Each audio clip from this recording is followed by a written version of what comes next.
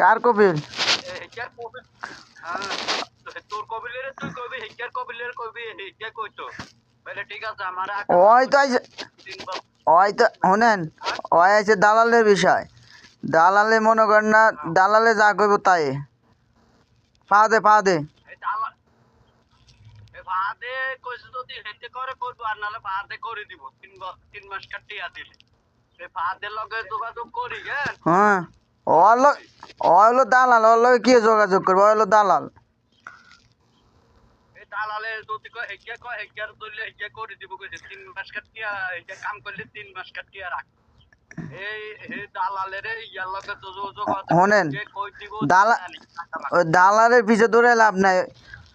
Saudi ওই আইছে, ওই ভালো মতন জানে কয় টাকা কামা করতে হয়, ঠিক আছে? দালাল নেব বেশি।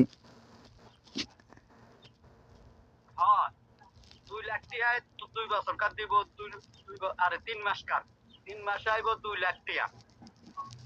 এটা হিগারে বুঝাই কই দিবি এই কপিলের আশায় করাই লইতে বলে আচ্ছা আমি 3 মাস কাটতে নারে দিয়ে না রাখা মাঠো এই কথা বুঝছিস? তো কিস্তি দিব কইতেন? কপিলে করে দিবি হ্যাঁ তো 3 মাসের বেতন রাখিয়ে দিলে তো কিস্তি দিব কইতেন?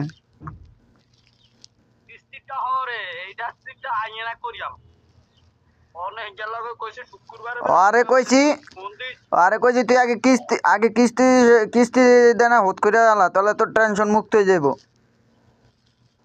টেনশন মুক্ত হইব তো এটা ঠিক আছে তোর কি কইতু হিগারে কবি আর করবেলে শুক্রবারে কি কইতো তাহলে এই ইয়া কর ইয়ার মোবাইল ফোন দিতে কইতা কারে?